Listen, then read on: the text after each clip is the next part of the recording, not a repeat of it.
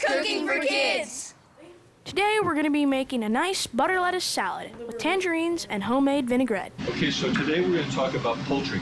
Today we're going to be making a dish called smashed potatoes.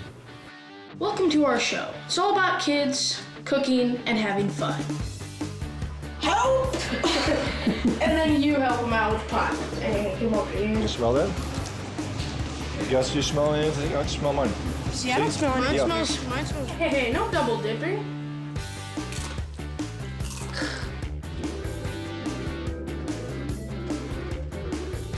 Wash, wash, wash.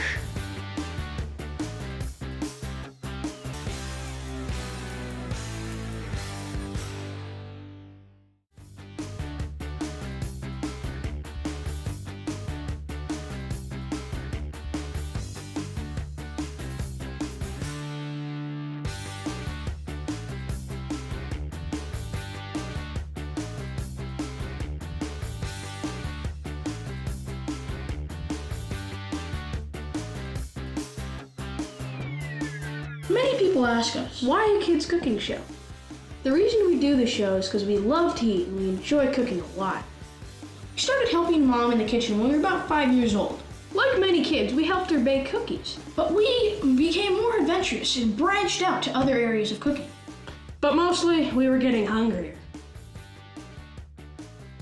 Let's check in with Brian, our resident professional. He's going to teach us how to choose high-quality foods. Okay, so today we're going to talk about poultry. Okay, this is a poultry section here that has all the different chicken products, and then we make fresh sausage with chicken. Okay, down here, chicken's a very, very important item because we eat it all the time, right? There's a zillion things with chicken in it. The best chicken to buy is going to be a naturally raised chicken that doesn't have any type of injected hormones or antibiotics or anything in it. And that's called free-range chicken, right? Free-range chicken. When you get a chicken like that, you're going to get a plumper chicken. You're going to get a chicken that's healthier to put into your body because the chicken hasn't been injected with anything at all. And you're going to get a fresher chicken. What's different about buying chicken in this type of environment when you're in a local grocery market like this, specialty market, is you don't see the chickens in the bags, right? Like if you go to a big chain, you see the chickens in the bags with a use by date on the back of them. So again, this is the trust factor. This is knowing the butcher. This is knowing the store, knowing that you can come in and pick out a chicken out of the ice and buy it and know you're taking home something very, very fresh, because we don't put anything out there unless it's really, really fresh. When you look for the chicken, you want to see a nice either yellow or a whitish color of the skin, because they vary on the type of chicken. And you want to see that it's in a really cold environment like it is right here. And ideally, like I said, you want to see that it's out of the bag. That shows you that you're really getting a fresh bird. What questions you guys have about that? Why do you keep everything on ice? I just wondered. Keep everything on ice to keep it as fresh as we possibly can. Yeah, absolutely. What about these? How do you know they're pretty good? Those are boneless chicken breasts with the skin taken off. A lot of people don't like the skin on chicken because it's more fattening, okay? And so these are boneless, skinless breasts. So that's a breast of chicken, okay? With the skin on. With the skin on. Here's the whole chicken, right? In between the legs, that whole top piece of the breast. That's the breast with the bone on. That's the breast without the bone. And then that's the breast cut in half. And that's boneless, skinless breast, and that's very, very popular. That's good for cutting up for like chicken brochettes, chicken fajita, anything like that where you cut chicken stir fry, something like that. How do you pick a good breast like that? That's a perfect color right there. It's the natural color of the chicken. It's iced down and it's not wrapped in plastic, and you're buying it at a great market where you know the butcher. That's all you need to know. Farmers markets are great. They're a good place to find local foods, and you get to meet some really nice people, too. Oh, the Epi. What's the Epi? Yes, I love this type of bread. Let's just get the pumpkin seed. Want the pumpkin seed? Oh, this for the Epi. $4. You get to taste things, too, and that's not something you can normally do at the grocery store.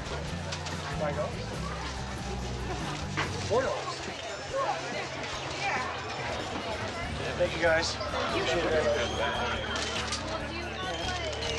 Yeah. We're going to join our friend Brian and get some insider tips for the kitchen. Okay, so what we're going to do today is basic vinaigrette. Okay, basic vinaigrette.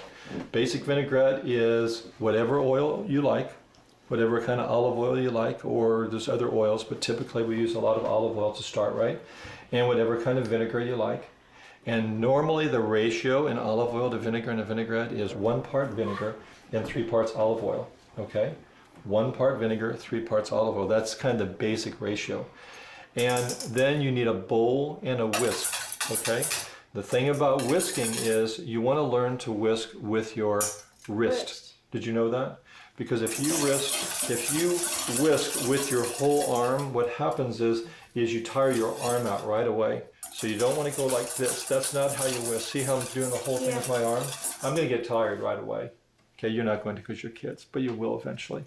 So what you want to do is you want to whisk like this, and you put in your, typically you put in your olive oil first because that's 3 parts of olive oil to 1 part of vinegar. And so you put your olive oil in first, and then you add your vinegar in a slow stream. So what I mean by slow stream is you start to let it come in gently like that. And what that does is that forms a little bit of what's called an emulsion. An emulsion is when the oil and vinegar combine together and they actually kind of thicken up a little bit. And so that's why, see how that's kind of coming together a little bit like a dressing? That's like an emulsion. So you don't want to just pour all the vinegar in and pour all the olive oil in. And then you see how I'm doing it with my wrist here? It's all in the wrist. So that's the proper way to use a whisk, and just using as an example, basic vinaigrette. We'll be right back, and we'll finally get to some cooking.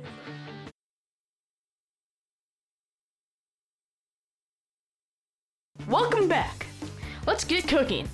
Remember, if you need help with anything in the kitchen, don't just go out on a ledge and do it. Ask your mom or dad for help. So if you can't light the stove, you don't know how to, then just, ask them for help. They'll come and help, with whatever you need to do. When in doubt, wash, wash, wash. Okay, if you don't understand something in the recipe, that seems like it could be very extremely important, even if it's not that important, ask your mom or dad or aunt or uncle or grandma or grandpa, stepfather, for help. So if you don't understand why we have to add basil nuts to the Hyperflagenschneigen, then ask your mom or dad or stepfather or grandmother, grandfather for help. So, Michael, you need Today we're going to be making a nice butter lettuce salad with tangerines and homemade vinaigrette. Half a pound of lettuce. Butter lettuce has a great texture. Our mom makes her dressing fresh and it is great. South Beach diet. Oh yeah. Tangerines add great color as well as flavor. This is great any time of the year.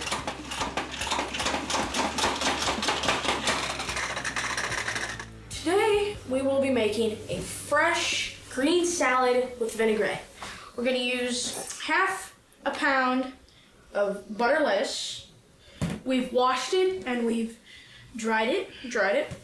Also we're going to be using salt, thyme leaves, red wine vinegar, Grey Poupon mustard, pepper, and olive oil. First, Michael needs to tear those leaves into small pieces. So while Michael's getting the lettuce ready, I'm gonna make the vinaigrette. The amount of red wine vinegar we need is 2 tablespoons.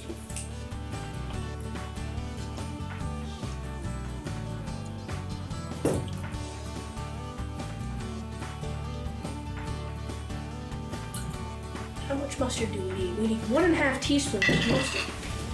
Back over here. And half a teaspoon.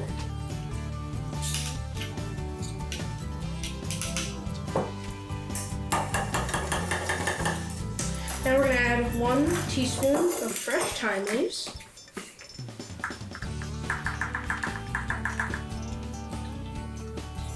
We need 1/8 of a teaspoon some salt. Then we need a pinch of pepper. There we go. Now that we have all the ingredients for the vinaigrette, we're gonna mix them all up.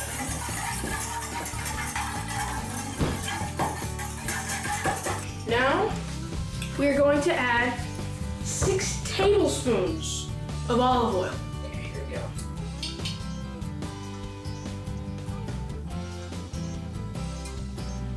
2, 3, 4, 5, and 6. And I'm just gonna whisk it up.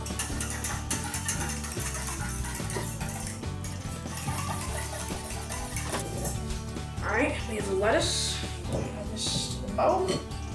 Mixed everything up in the bowl. There you go, nice. Now, should we pour the vinaigrette over?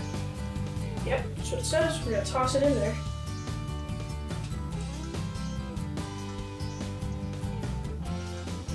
Well, it's very important to be creative in the kitchen. And our mom makes wonderful salads, and she always likes to put a little citrus in them. So today, we'll be adding tangerines to the salad. All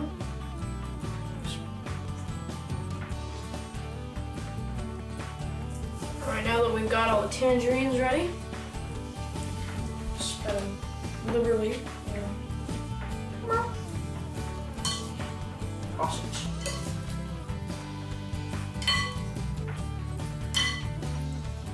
Well, that's how you make a fresh tangerine salad for kids cooking for kids. We're going to join our friend Brian and get some insider tips for the kitchen. Today we're going to talk about safety in terms of sanitation. Okay, sanitation and safety are tied directly together. It's different than knife safety and cutting your hands or safe knife handling, but it has to do with keeping your body clean, with how you eat food in terms of treating it safely in advance by making sure that it's clean and well handled and not mixed together. So this cutting board here is marked red for meat and it's marked green for vegetables. And why do you think that is? Because they want you to not have the vegetables contaminating the meat, and the meat not containing the contaminating the vegetables. Here's a good tip, okay? The tip is that when you're doing vegetables, if you're cutting vegetables, lots of times on a cutting board, you might be cutting them for a salad or something raw, like cutting cucumbers or tomatoes or onions and putting them in a salad, and that means they're going to be not cooked and raw. Raw is the important word, okay? So if I use it on this cutting board and I cut my tomatoes for my salad, I don't cook them, what might happen to those tomatoes when I eat them in the salad? What might they have in them? The bacteria. They might have the bacteria. Yeah. Yeah.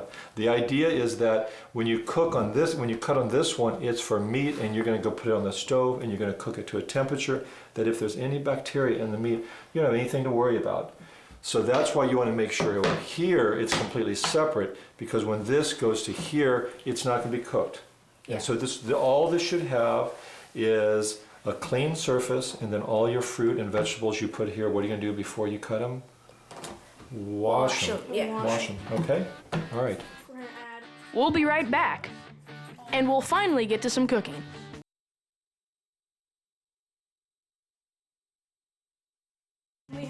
Welcome back. Let's get cooking. Today, we're going to be making a dish called smashed potatoes. Now, I want to let you in on a little kid's cooking secret. Mashed potatoes are not hard to make. My grandmother used to make instant mashed potatoes for my dad, and it was not good. Fresh mashed potatoes are always a hit at our house. So, what we're gonna need for these smashed potatoes is 1.5 pounds, did you say? Yes, pound of potatoes, red skin potatoes. We're also gonna need some salt, pepper, milk, and a 1/4 cup or 1/2 stick of butter. And we also need cut into 3 equal chunks. We also need a 1/2 cup of milk. What we've done to the potatoes though so far Well, so far we've cut them in half and we've also scrubbed them down and got all the little crud stuff off of them. So now you can see that they look very nice. And the way we did this was we took the green end of a sponge and just did that, so we got all any excess dirt, crud and dirt on it. Now we're gonna add the potatoes into the pan, or into the saucepan.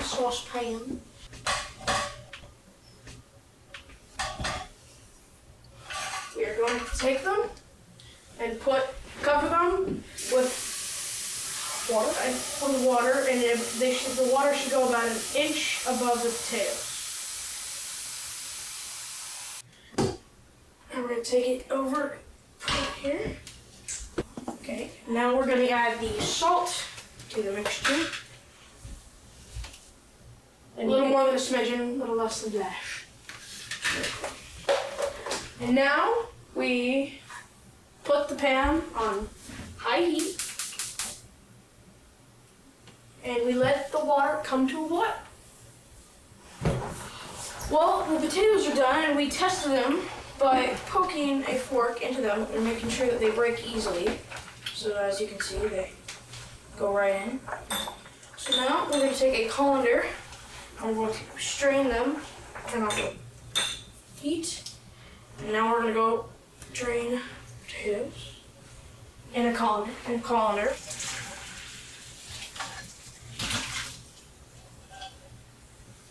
There you go.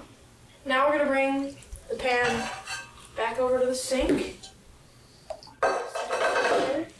Take the potatoes, which is drained, put them back into the pot.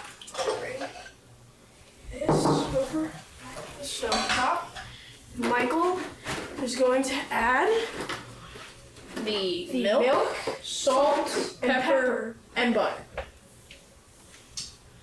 Half a cup of milk. Then we have our quarter of a cup, or half a stick of butter. Pinch of salt and some pepper.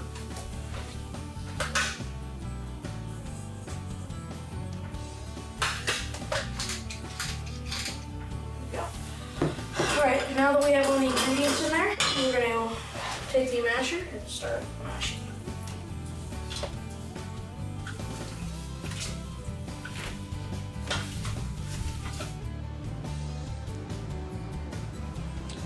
Well, we finished mashing the mashed potatoes. Now they're just ready to serve up at any dinner meal. It's a good side dish. Definitely. And thank you for joining us. I'm Will. I'm Michael. And this was Kids Cooking for Kids. Let's get out of the kitchen. Good nutrition and lots of exercise is very important. It's important to get out and get at least a half an hour of exercise every day.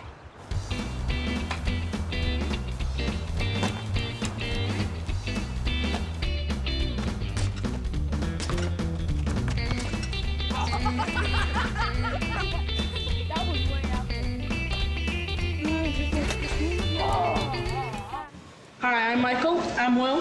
And we're here at the San Francisco Food Bank.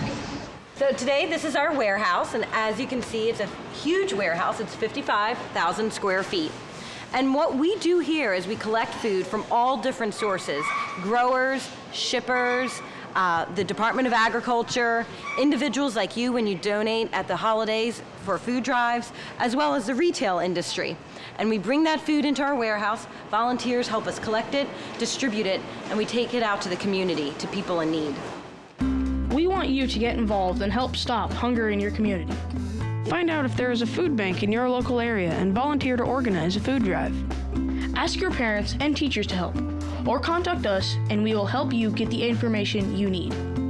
There are nearly 13 million children in America who go hungry every day. They need our help. This is a problem kids can help solve. Please join us and let's make sure no child goes hungry.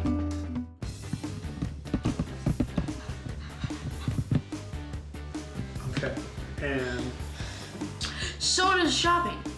Wait, what? really love to eat and cook. Eat and cook. Yeah. Never lean against the stove after you're done cooking with it, because I keep stuttering. It's unassailable. YMCA. And one little thing I want to mention about. Nice. You said you All right, stand by. Stand by, settle down. And. All right. That's all right. But over time, we became more adventurous and adventurous? What's adventurous? We'll look that up. Let's see what's coming up next week on Kids Cooking for Kids. Today we're going to be making a shepherd's pie. This is a very hearty dish. My brother tried it out on the family several years ago, and it was an instant hit. 3/4 of a cup of carrots.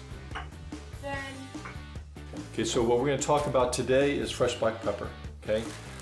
Do you guys use fresh black pepper? Oh yeah. On what? Salads. Salads? Okay, so today we're going to do the red meat part of the story.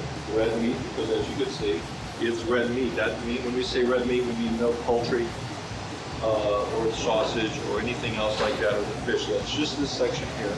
Be sure and visit our website for recipes from our show. There's information on how to contact us with questions. We've got web links to help you find information on how to help hungry children.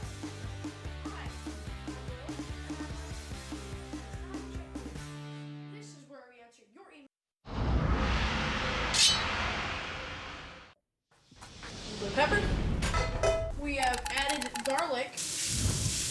1 cup of carrots. Delicious.